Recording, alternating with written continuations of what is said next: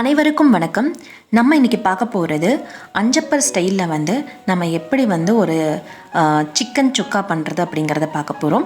அதுக்கு நான் ஃபஸ்ட்டே என்ன பண்ணியிருக்கேன் அப்படின்னா, ஒரு டேபிள் ஸ்பூன் அளவுக்கு சீரகம், ஒரு டேபிள் ஸ்பூன் அளவுக்கு மிளகு, இது ரெண்டத்தையும் நல்லா வறுத்துட்டு பொடி பண்ணி வச்சுக்க போகிறோம். பொடி பண்ணினா நல்லா ஃபைன் பவுடராக இல்லை, ஓரளவுக்கு கோர்ஸாக கையில் பட்டால் நரன்னு படணும், அந்த அளவுக்கு கொஞ்சம் கோர்ஸாக நம்ம கிரைண்ட் பண்ணி எடுத்துக்கலாம்.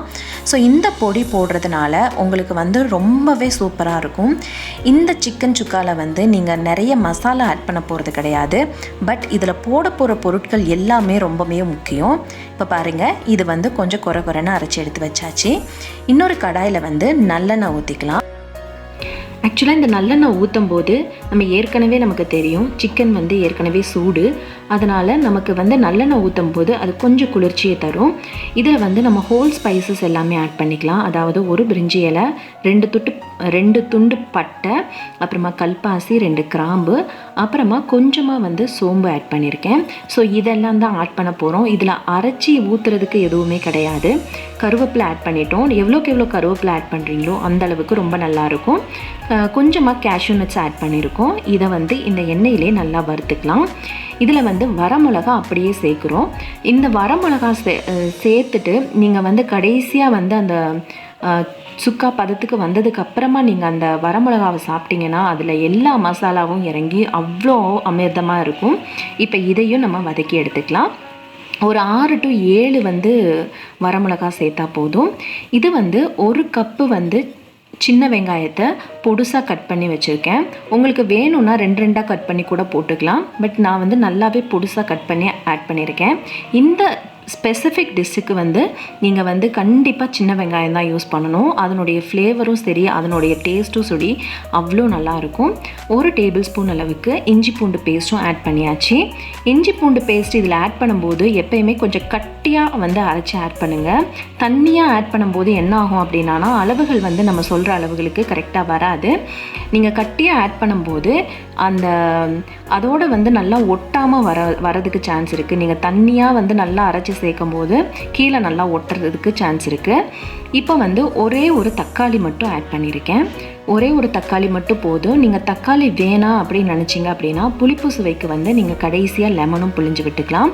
இது ஆப்ஷனல் தான், பட் தக்காளி போட்டால் அதனுடைய சுவை டிஃப்ரெண்ட்டாக இருக்கும். இதில் கொஞ்சமாக மஞ்சள் பொடி, அப்புறமா கொஞ்சமாக உப்பு போட்டு நல்லா இந்த தக்காளி மசீர அளவுக்கு நம்ம வதக்கி எடுத்துக்க போகிறோம்.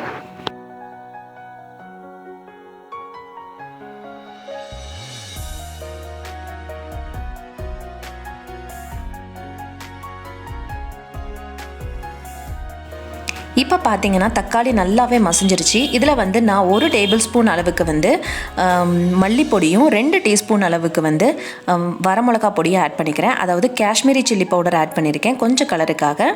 இது பார்த்தீங்கன்னா காஷ்மீரி சில்லி பவுடர் ஆட் பண்ணுறதுனால நமக்கு அந்தளவுக்கு காரம் இருக்காது. நம்ம மிளகு ஏற்கனவே அரைச்சி வச்சதுனால அந்த மிளகோட காரமே ரொம்ப நல்லாயிருக்கும். இது பாருங்கள், இதுவும் லேசாக வதங்கிருச்சு. இப்போ நான் 1/2 கிலோ சிக்கன் எடுத்திருக்கேன். அந்த 1/2 கிலோ சிக்கனையும் நான் இதில் போட்டுட்டு நல்லா கிளறி விட்டுறேன். நீங்கள் போன்லெஸ் யூஸ் பண்ணலாம், போன் யூஸ் பண்ணலாம், இல்லை நாட்டுக்கோழி சிக்கன் கூட யூஸ் பண்ணலாம். எந்த விதமான சிக்கன் யூஸ் பண்ணி இந்த சுக்கா பண்ணாலும் அவ்வளோ நல்லாயிருக்கும். இதை லேசாக கிளறிட்டு இதுக்கு நம்ம 1 கப்பு தண்ணி ஆட் பண்ணிவிட்டு நம்ம நல்லா வேக வைக்க போகிறோம். ஏற்கனவே நீங்கள் இந்த மாதிரி வதக்கிட்டு மூடி வச்சாலே சிக்கன்லேருந்து தண்ணி வர ஆரம்பிக்கும்.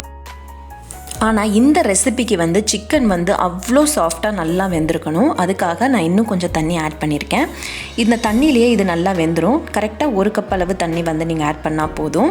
ஏன் அப்படின்னா, நீங்கள் நிறைய ஆட் பண்ணிட்டீங்க அப்படின்னா உங்களுக்கு வத்துறதுக்கும் ரொம்ப நேரம் எடுக்கும். இப்போ பாருங்கள், நல்லா கொதிச்சிட்ருக்கு. இப்போ ஓரளவுக்கு சிக்கன் ஓரளவுக்கு வெந்திருக்கு. இப்போ நம்ம ஏற்கனவே அரைச்சி வச்ச இந்த மிளகு சீரக பொடியை ஆட் பண்ணிடுறோம். ஆட் பண்ணிவிட்டு நல்லா கிளறிடலாம். இது இன்னொரு 10 நிமிஷத்தில் நம்மளுடைய சுக்கா ரெடி ஆகிடும். பாருங்கள், அப்படியே கொதிச்சுக்கிட்டே இருக்குது. நீங்கள் மூடி போட்டு வேக விட்டுட்டே இருந்தீங்க அப்படின்னா சிக்கன் அவ்வளோ சாஃப்டாக வெந்து ரொம்பவே சூப்பரான மசாலாவோட நமக்கு இந்த சிக்கன் ரெடி ஆகிடும். பாருங்கள், இது ஓரளவுக்கு இந்த பதத்தில் வேணும்னா நீங்கள் எடுத்துக்கலாம். இதை சாப்பாடோட பிசைஞ்சு சாப்பிட்ற மாதிரி இருந்தால் இந்த பதத்துலேயே நீங்கள் ஸ்டாப் பண்ணிடலாம். பட் ரசம் சாதம் இல்லை சாம்பார் சாதத்தோடு வச்சு சாப்பிட்றதுக்கு வேணும் அப்படின்னா இன்னும் கொஞ்சமே ட்ரை பண்ண விடலாம். பாருங்கள், இன்னும் வதக்கிட்டே இருந்தோம் அப்படின்னா சூப்பராக நல்லா அந்த மசாலாலாம் வந்து அந்த சிக்கனோட கோட் ஆகி சூப்பராக நமக்கு சுக்கா ரெடி ஆகிடும். ஸோ இது வந்து அஞ்சப்பர் ஹோட்டலில் வந்து ரொம்பவே ஃபேமஸான ஒரு செட்டிநாடு டிஷ்ஷு. இந்த மாதிரி தான் பண்ணுவாங்க. பட் இதில் ஸ்பைசஸை கூட்டியோ குறைச்சியோ நீங்கள் எப்படி வேணால் பண்ணிக்கலாம். பாருங்கள், நம்மளுடைய சூப்பரான செட்டிநாடு சிக்கன் சுக்கா ரெடி.